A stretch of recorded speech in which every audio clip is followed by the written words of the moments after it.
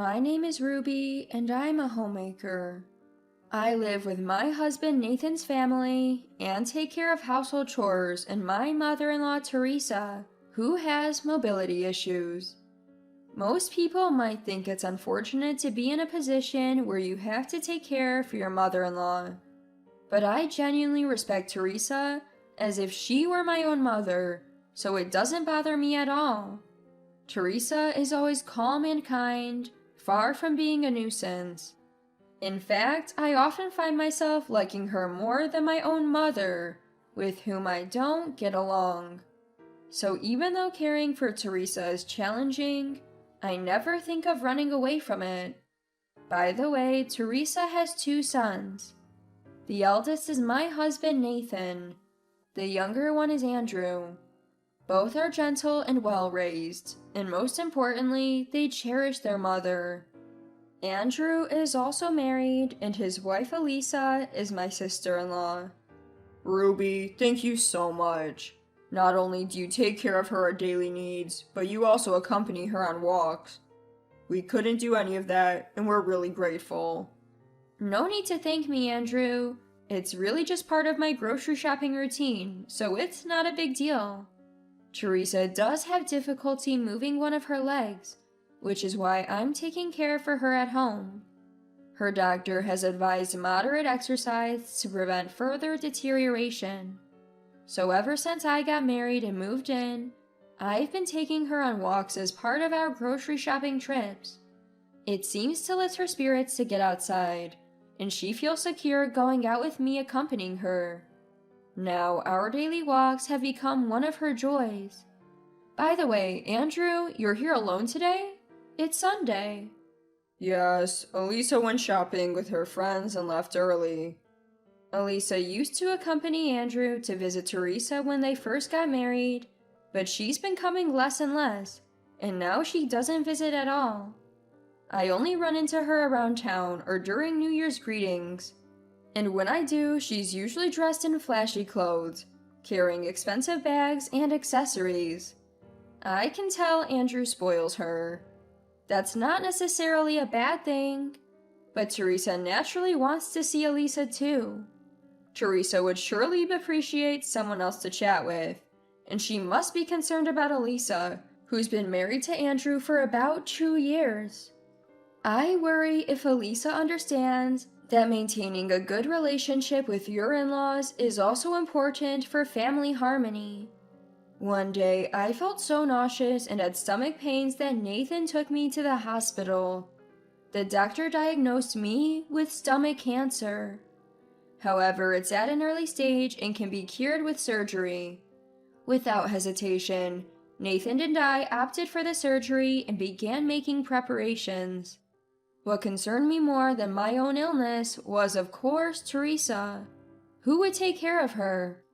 Nathan, you'll need to look out for Teresa even more while I'm gone. She gets bathed at the day service, so that's not a worry. She can use the toilet herself, but you'll need to help her walk there. Please make sure you do. Sure, I'll manage on my own for the 2 weeks you're not here. Nathan is meticulous and attentive, so he's already used to helping Teresa move around and fetching things for her. So taking care of Teresa in my absence would be an extension of that. I'm not worried at all. When Nathan is at work, we'll hire a helper, and Teresa will continue to attend her day service 2 or 3 times a week. But there's one thing Nathan can't cover: the daily walks that Teresa and I take. If you're not here, Ruby, it's okay. I don't want to impose on the helper, and it's just for 2 weeks. Don't worry about it. Teresa is being considerate, but I know these walks are a highlight of her day. I don't want my absence to lower her quality of life. The walks are an important part of Teresa's routine. Ideally, she could go alone, but I worry about her getting into an accident without someone accompanying her. So I thought this would be a good opportunity for her to talk to someone she doesn't usually see, Elisa. Elisa, could you accompany Teresa on her walks while I'm away? Fortunately, Elisa is also a homemaker like me. She's mostly at home, and while she might have to give up some leisure plans, it's a small sacrifice. But Elisa refused. Ugh, no. After my yoga class, I have lunch and go shopping with my friends. That's my routine, and I can't stand to break it. Even Andrew argued with her. It's just for 2 weeks, and only for a few hours in the afternoon. Can't you help? I still don't want to. I don't like my routine being disrupted. Elisa wasn't like this when they first got married. She was always a bit spoiled, but she wasn't this inflexible. What changed her? Regardless, Andrew convinced her to agree to the walks. I was admitted to the hospital, and the surgery to remove the stomach cancer went smoothly. One day, just before my discharge, Nathan rushed up to me as I was walking through the hospital. Ruby, it's terrible! Mom got hit by a car and she's in the ICU! Shocked, I collapsed on the spot. We hurried to the ICU, where we found Andrew and a trembling Elisa.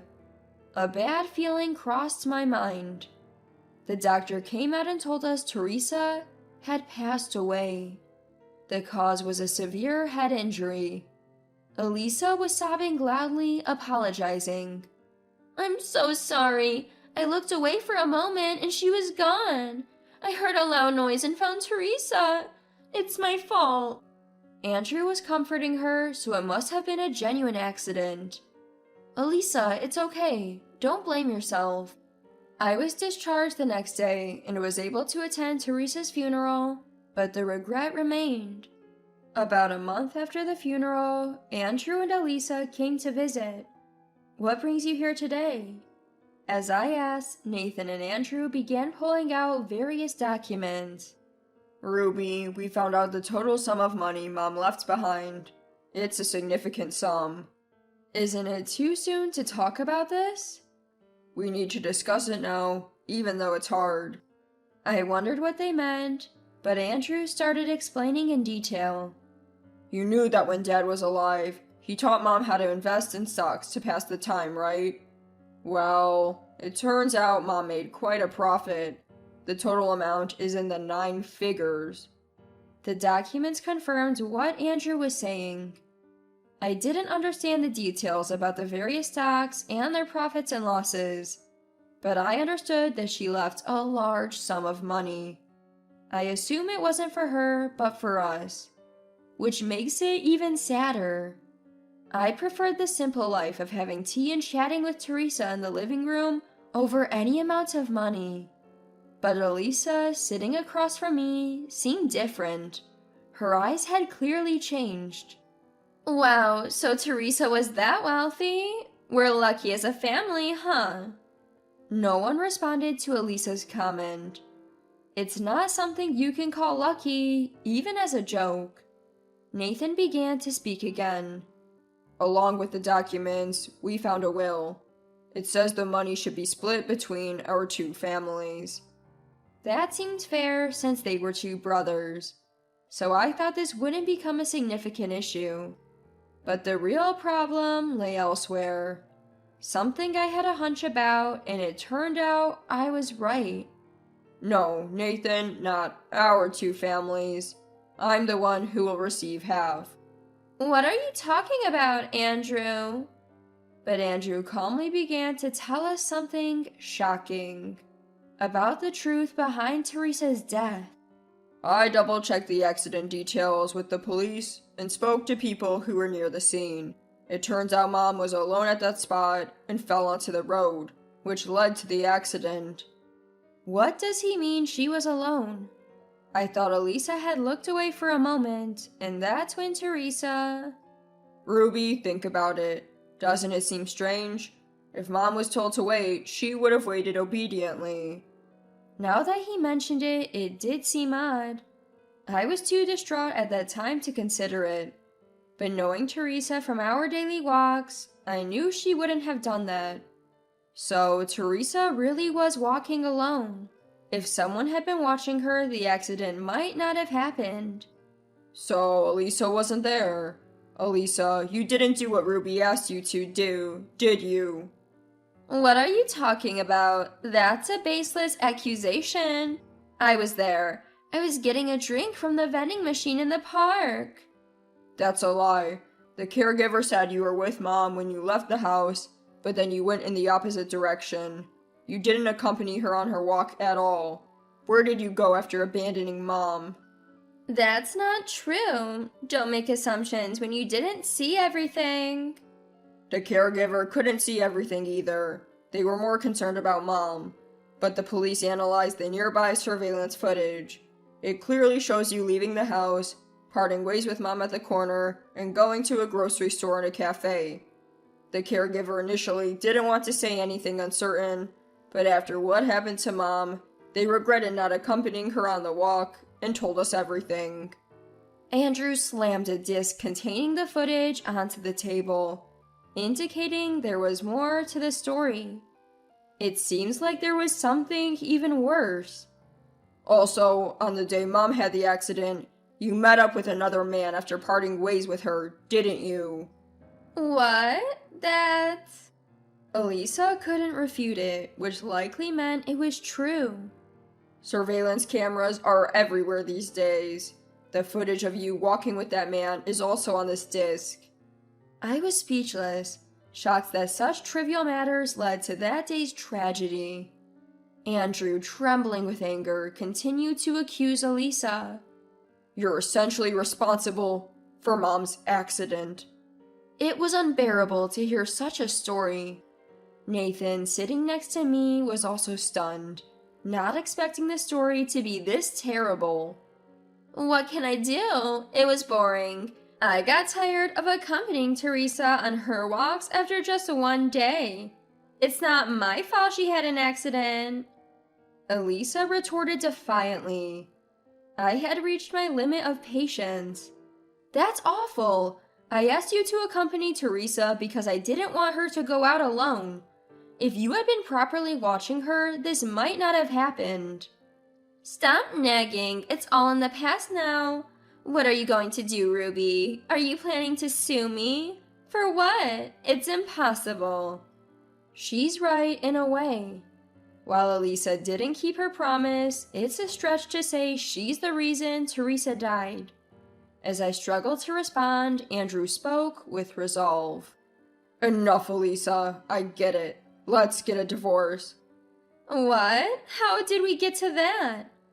I told you, I'm the only one getting half of the money Mom left. And even if Mom's situation hadn't happened, don't think for a second that cheating is acceptable. You seem to assume you'll get some of the money too, but that's not happening.